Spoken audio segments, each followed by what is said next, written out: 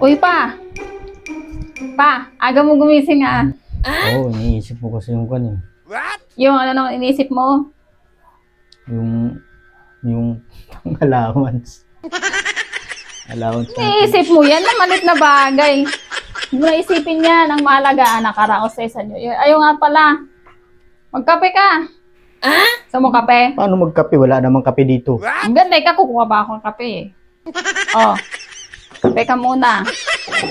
Para yung mga iniisip mo, mawala. Yung kape to, barako? Oo naman.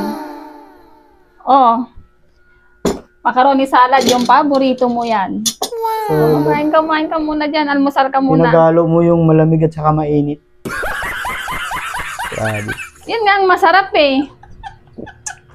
Kumain ka muna. Alam mo, nakakatakot tong mga ganito mong style eh. Hindi mo naman ginagawa dati ito eh. Ay, wala yun. Basta kumain ka muna. Mabait ako ngayon. New Year eh. Ako, sana, hiling ko nung mag-New Year, sabi ko, sana sa taon na ito, maiwasan ko na yung paglalaba, paghugas ng plato, kasi nakakaya sa mga nanonood, ba? Sabihin nila, under mo ako. Hindi yun. Basta kumain ka muna at mamaya may surprise pa ako sa'yo. Dali na. Almusal ka muna. Yun no, surprise oh. Sana pang-alawan. Basta pagtapos mo dyan, ano to, magandang surprise to. Magugustuhan mo talaga. Alam mo, sarap ng luto mo talaga. Eh, syempre, ako pa ba? Oh, he tried it. Ano pa? Tapos ka na kumain? Oo, busog. Solve. Okay, busog ka na. Ngayon, tara. Punta tayo sa surprise ko sa'yo. Ay, di ba sabi ko nga sa'yo, may surprise ako. Nakakabahan ako sa'yo. Hindi yan. Huwag kakabahan. Matutuwa ka na. Ito yung ano eh. Pa-New Year ko sa'yo. Ano naman yan? Ito yung pinagawa mo. Yan yung pinagawa ko. Ano kaya laman yan? Ay, buksan mo yan ngayon. Surprise ko eh. Dito mo nilagay? Oo. Buksan mo na, bilisan mo. Siyempre, dandahan lang. Surprise nga eh. Ah, di ba? Ano naman yan? Alam mo na. Ito na yung sinasabi ko eh. Iwasan ko na eh.